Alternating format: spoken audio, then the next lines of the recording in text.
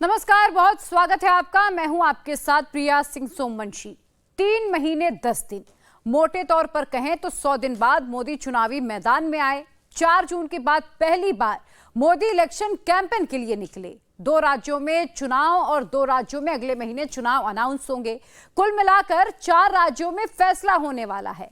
लेकिन मोदी की नजर राज्यों के इन चुनावों से कहीं आगे वाले लक्ष्य पर टिक गई है। 2024 में 2029 वाली सोच का सिग्नल मिलने लगा है। 2029 के लिए मोदी का अप्रोच प्राइम मिनिस्टर के डायलॉग्स में झलक रहा है। मोदी के विरोधियों की तैयारी क्या है और मोदी उनसे कितना आगे निकल चुके हैं, ये समझिए इस रिपोर्ट के जरिए। अरे डूब मरो कांग्रेस के लोग, आपके मुंह में किसान के नाम पर झूठ फैलाने का पाप पड़ा हुआ है। जब तक मोदी है तब तक बाबा साहब आम्बेडकर के दिए आरक्षण में से रत्ती भर भी लूट नहीं करने दूंगा, हटाने नहीं देने दूंगा। जम्मू कश्मीर में था, वहां भी चुनाव हो रहे हैं। वहां कांग्रेस पार्टी आर्टिकल 370 धारा 370 को फिर से बहाल करने का समर्थन कर रही है। क्या ये आपको मंजूर है? क्या कश्मीर को अलग होने देना है? ऐसा पाप करने वाली कांग्रेस को सजा देनी चाहिए कि नहीं देनी चाहिए? नरेंद्र मोदी बहुत गुस्से में दिखते हैं, लेकिन मोदी ने चुनाव की तैयारी बहुत सोच समझकर शुरू की है। मोदी ने अपना टारगेट सावधानी से सेलेक्ट किया है। नरेंद्र मोदी के टारगेट पर सबसे पहले परिवारवादी फोर्स है। मोदी करप्शन और करप्ट प्रैक्टिसेस पर भी निशाना लगा रहे हैं। प्रधानमंत्री का तीसरा टारगेट टेररिज्म है और चौथे नंबर पर मोदी ने एंटी नेशनल गैंग को रखा है। मोदी के चारों टारगेट में एक कॉमन फैक्टर है, कांग्रेस। इसलिए नरेंद्र मोदी की फायरिंग लाइन में सबसे पहले कांग्रेस ही आती है। अरे डूब मरो कांग्रेस के लोग, आपके मुंह में किसान के नाम पर झूठ फैलाने का पाप पड़ा हुआ है। हरियाणा में मोदी को कांग्रेस से लड़ना है। जम्मू कश्मीर में मोदी को कांग्रेस समेत 3 परिवारवादी पार्टियों से मुकाबला करना है। मोदी का विजन क्लियर है, इसीलिए फर्स्ट राउंड से ही दनादन फायरिंग शुरू हुई है। जम्मू कश्मीर का इस बार का विधानसभा चुनाव 3 खानदानों और जम्मू कश्मीर के नौजवानों के बीच में है। एक तरफ 3 खानदान है और दूसरी तरफ सपने लेकर के निकल पड़े जम्मू कश्मीर के मेरे नौजवान बेटे बेटियां हैं। ये 3 खानदान, एक खानदान कांग्रेस का है, एक खानदान नेशनल कॉन्फ्रेंस का है, एक खानदान पीडीपी का है। जम्मू कश्मीर में इन 3 खानदानों ने मिलकर आप लोगों के साथ जो किया है वो किसी पाप से कम नहीं है। मैं आपसे कह रहा हूं कि कांग्रेस भारत की सबसे बेईमान और धोखेबाज पार्टी है और कांग्रेस का शाही खानदान भारत का सबसे भ्रष्ट परिवार है। हालत ये थी कि तब कांग्रेस सरकार के, केंद्र सरकार के गृह मंत्री तक लाल चौक जाने से डरते थे। आजकल ये लोग संविधान को अपनी जेब में रखते हैं। संविधान की किताब कोई सम्मान नहीं, जेब में रख दो। और ये दिखावा क्यों कर रहे हैं? अपने काले कारनामों को छिपाने के लिए कर रहे हैं। 4 जून के बाद से बहुत से लोगों ने ये सोच लिया था कि 240 सीट जीतने के बाद नरेंद्र मोदी का टोन बदल जाएगा। गठबंधन की सरकार का मुखिया बनने के बाद नरेंद्र मोदी की स्टाइल बदल जाएगी। लेकिन 4 जून के बाद पहली चुनावी रैली में नरेंद्र मोदी का न अंदाज बदला, न हमला बदला, न डायलॉग बदले, न सोच बदली, न मोदी की अप्रोच बदली। 4 जून के बाद नरेंद्र मोदी की पहली चुनावी रैली को वर्ड वाइज मोदी के भाषण के एक एक शब्द को सुनेंगे, एक एक वाक्य को सुनेंगे, एक एक डायलॉग को सुनेंगे तो पता चलेगा कि नरेंद्र मोदी का फोकस किधर है। साथियों, कांग्रेस की सोच क्या है, उनकी नीयत क्या है, ये उनके अध्यक्ष की बातों से भी साफ हो जाता है। वो यहां आकर क्या बातें करते हैं, उनका अहंकार देखिए। अगर हमें 20 सीटें ज्यादा आती तो ये मोदी समेत बीजेपी के सब नेता जेल में होते। क्या आप लोगों को जेल में भेजने के लिए सरकार बनाना चाहते हो कि जनता जनार्दन का भला करने के लिए सरकार बनाना चाहते हो? क्या यही एक एजेंडा है क्या आपका?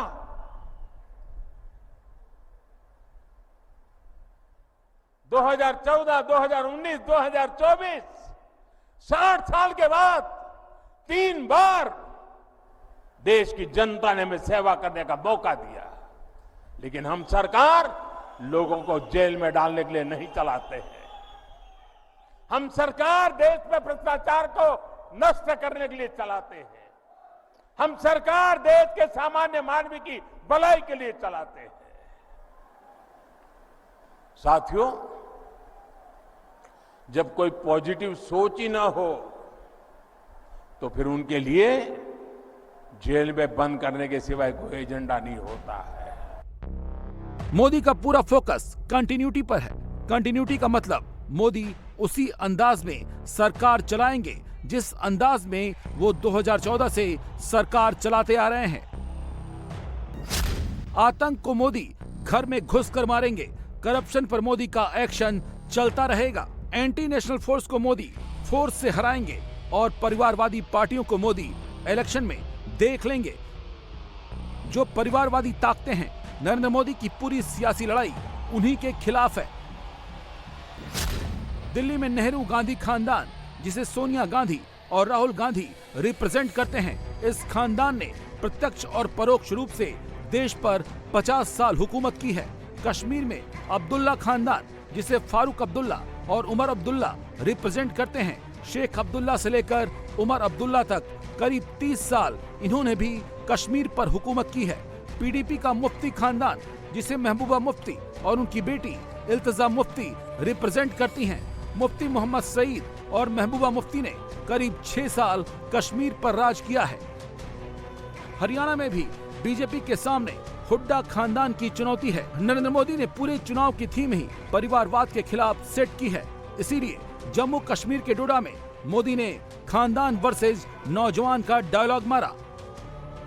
यहां जिन राजनीतिक दलों पर आपने भरोसा किया, उन्होंने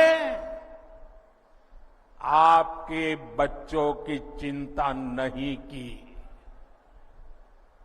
उन राजनीतिक दलों ने सिर्फ और सिर्फ अपने बच्चों को आगे बढ़ाया। जम्मू कश्मीर के मेरे नौजवान आतंकवाद में पिसते रहे और परिवारवाद को आगे बढ़ाने वाली पार्टियां आपको गुमराह करके मौज काटती रही। साथियों, जम्मू कश्मीर का इस बार का विधानसभा चुनाव 3 खानदानों और जम्मू कश्मीर के नौजवानों के बीच में है। एक तरफ 3 खानदान है और दूसरी तरफ सपने लेकर के निकल पड़े जम्मू कश्मीर के मेरे नौजवान किसानों को अपने हाल पर छोड़ देती है। मैं आपको फिर कर्नाटका का उदाहरण दूंगा, जहां कांग्रेस की सरकार है। देखिए कर्नाटका में क्या हो रहा है। कांग्रेस के सिर्फ कुछ महीनों के राज में आप सुनकर के चौंक जाएंगे। कुछ ही समय के राज में कर्नाटका में करीब 1200 किसानों ने आत्महत्या की है। अरे डूब मरो कांग्रेस के लोग, आपके मुंह में किसान के नाम पर झूठ फैलाने का पाप पड़ा हुआ है। 4 जून के बाद पहली बार इलेक्शन कैंपेन के लिए निकले नरेंद्र मोदी ने एक दिन में 2 रैलियां की। पहली जम्मू कश्मीर के डोडा में और दूसरी रैली हरियाणा के कुरुक्षेत्र में। क्या स्टेट बदलने से मोदी का नैरेटिव चेंज हो जाता है? क्या मोदी एक राज्य में कुछ और बोलते हैं, दूसरे राज्य में कुछ और बताते हैं? जम्मू कश्मीर और हरियाणा का पॉलिटिकल ग्राउंड अलग है, दोनों राज्यों की पॉलिटिकल रियलिटी अलग है। कोई दूसरा नेता होता तो दोनों राज्यों में अलग अलग थीम पर प्रचार करता, लेकिन मोदी ऐसा नहीं करते। मोदी का लक्ष्य 2029 है। राज्यों के चुनाव तो उस लक्ष्य की राह में छोटे छोटे पड़ाव भर हैं। मोदी ने बड़े लक्ष्य पर नजरें गड़ा कर रखी है, इसीलिए हरियाणा में भी वो जम्मू कश्मीर के आर्टिकल 370 पर वोट मांग लेते हैं और जम्मू कश्मीर के डोडा में जाकर मोदी हिमाचल और कर्नाटक के कांग्रेस रूल पर भाषण दे देते हैं। मैं आपसे कह रहा हूं कि कांग्रेस भारत की सबसे बेईमान और धोखेबाज पार्टी है और कांग्रेस का शाही खानदान भारत का सबसे भ्रष्ट परिवार है। चुनाव का हिसाब किताब विरोधी पार्टियां भी लगा रही हैं। चुनाव राज्यों के हो रहे हैं, कांग्रेस को भी लोकसभा दिख रही है। महाराष्ट्र में कांग्रेस के पूर्व मुख्यमंत्री पृथ्वीराज चौहान ने तो मोदी सरकार के गिर जाने का शिगुफा तक छेड़ दिया है। मला विश्वास आहे की आज संपूर्ण विदर्भामधून प्रचंड मोठ्या संख्येमध्ये महाविकास आघाडीला आज तुम्ही बहुमत दिल्याशिवाय राहणार नाही। महाराष्ट्रामध्ये तुम्ही सत्तांतर केलं, हरियाणामध्ये होतच, तर दिल्लीचं सरकार किंवा फार दिवस टिकणार नाही।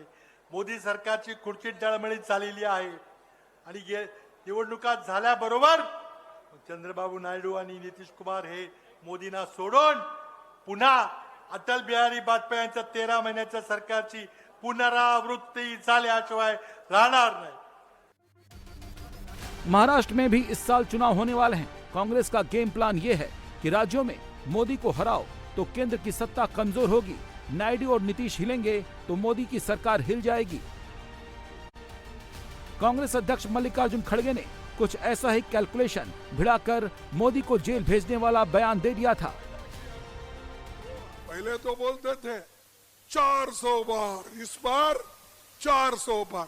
कहां गए भाई तेरे 400 बार? 240 पे आया। अगर हम सिर्फ 20 सीट लेते तो ये सब लोग जेल में रहते थे, ये सब लोग जेल में रहते थे और रहने के काबिल है। नरेंद्र मोदी ने पहले दिन ही इसका हिसाब बराबर कर दिया। उनका अहंकार देखिए, अगर हमें 20 सीटें ज्यादा आती तो ये मोदी समेत बीजेपी के सब नेता जेल में होते।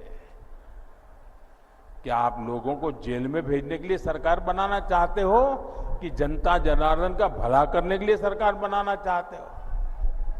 क्या यही एक एजेंडा है क्या आपका? हरियाणा के बारे में कांग्रेस दावा करती है कि वहां उसकी हवा बह रही है।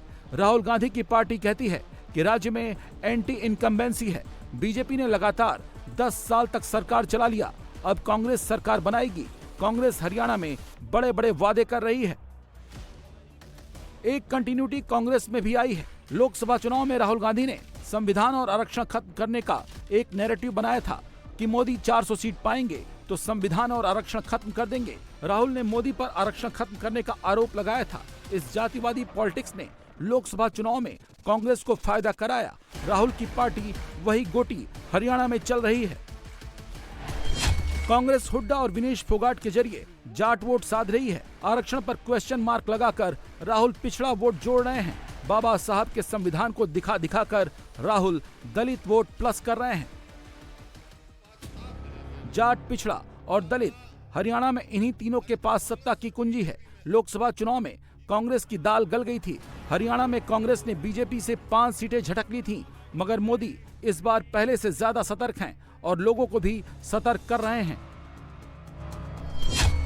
डोडा से कुरुक्षेत्र तक 2 रैलियों से ही मोदी ने गांधी परिवार पर दलित विरोधी, आदिवासी विरोधी और पिछड़ा विरोधी होने का लेबल चिपका दिया। दिल में एक दर्द है, आग है,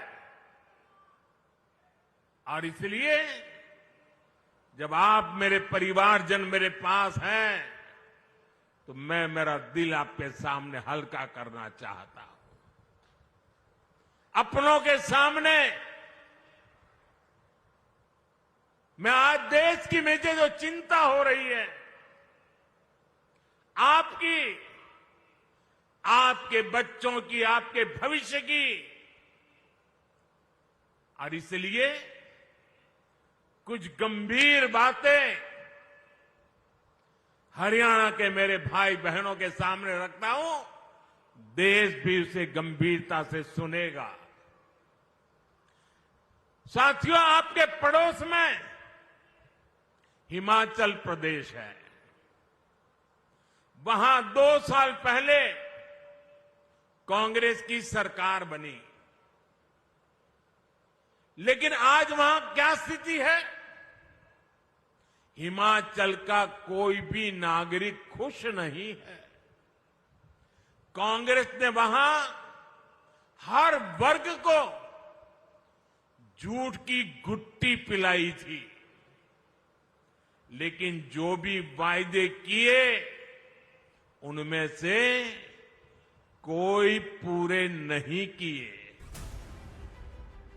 सियासत का एक बहुत ही सीधा सा उसूल है, अपनी क्रेडिबिलिटी बढ़ाकर रखो और विरोधी की क्रेडिबिलिटी घटाकर रखो। सारा खेल बड़ी लाइन और छोटी लाइन का है। राहुल गांधी मोदी की लाइन छोटी दिखाने में यकीन रखते हैं और मोदी अपनी लाइन बड़ी करने में जुटे रहते हैं। बड़ी लाइन छोटी लाइन का यही खेल यूपी में चल रहा है। अखिलेश यादव को ब्रांड योगी से बाय इलेक्शन में भिड़ना है। अखिलेश योगी पर टारगेट कर रहे हैं। गूगल का जमाना है, आप मठाधीश का जो एक्सप्लेनेशन देख लो उसमें गूगल में ही। क्या गूगल के खिलाफ भी वो लोग जाएंगे कहीं और? क्या गूगल का भी धरना प्रदर्शन करके पुतला फूकेंगे आप लोग?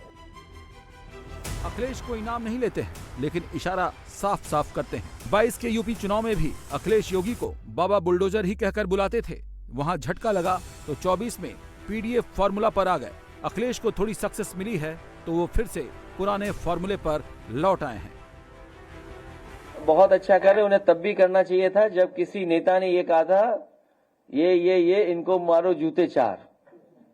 तब ये साधु संत कहां थे? तब कहां थे ये साधु संत? बिहार में तेजस्वी यादव भी नीतीश कुमार की लाइन छोटी करने में ही एनर्जी खपा रहे हैं। तेजस्वी ने नीतीश कुमार का एक वीडियो जारी कर दिया। इस वीडियो में बिहार के मुख्यमंत्री राबड़ी देवी के सामने हाथ जोड़ रहे हैं। ये एक मंच का वीडियो है। ऐसा भी नहीं है कि बंद कमरे में नीतीश ने हाथ जोड़कर माफी मांगी हो और लालू फैमिली ने उसकी रिकॉर्डिंग कर ली हो। मंच का ये वीडियो पहले से ही पब्लिक स्पेस में है। तेजस्वी ने उसी को रिलॉन्च किया है। वही जिसको नकार रहे हैं वही तो कह रहे हैं। आप जरा बताइए वो पोज क्या कर रहा है? वो फोटो कहाँ का है? ख्याल कर लीजिए। और अवसर वही था जब भाजपा ने ठुकरा दिया था तो कुर्सी पर आगे रहने के लिए उस बड़े दरबार में जो जनता का जनादेश लेकर के सबसे बड़ी पार्टी थी उस राष्ट्रीय जनता दल के सामने आकर के पूर्व मुख्यमंत्री राबड़ी देवी जी के सामने हाथ जोड़ करके झुकने का काम किया। अरे उनको कौन पूछ रहा है? उनको पूछ कौन रहा है? उनको वो जाए जहां जाना है। कौन रोके हुए है? वो तो हाथ जोड़ के कह रहे थे कि मत जाइए। लेकिन उनके साथ अलायंस करने के लिए कौन तैयार है? नीतीश कुमार जी का यूएसपी रहा है भ्रष्टाचार पर जीरो टॉलरेंस, और जब भी कुछ कुछ दिनों के लिए वो उनके साथ गए इस बीच में तो भ्रष्टाचार बढ़ा, तो नीतीश जी ने हाथ खींच लिया। सियासत के चूल्हे पर ऐसी तस्वीरें टेम्परेरी ईंधन का काम करती हैं। इनसे राजनीति थोड़ी देर के लिए गर्मा सकती है, लेकिन इनसे कोई नया जायका तैयार नहीं होता। नरेंद्र मोदी की यूएसपी ये है कि वो हर चुनाव में एक नया जायका लेकर आते हैं। राज्यों के चुनाव में वो टेस्टिंग करा रहे हैं, 29 के चुनाव में पूरा दस्तरख्वान सजाएंगे।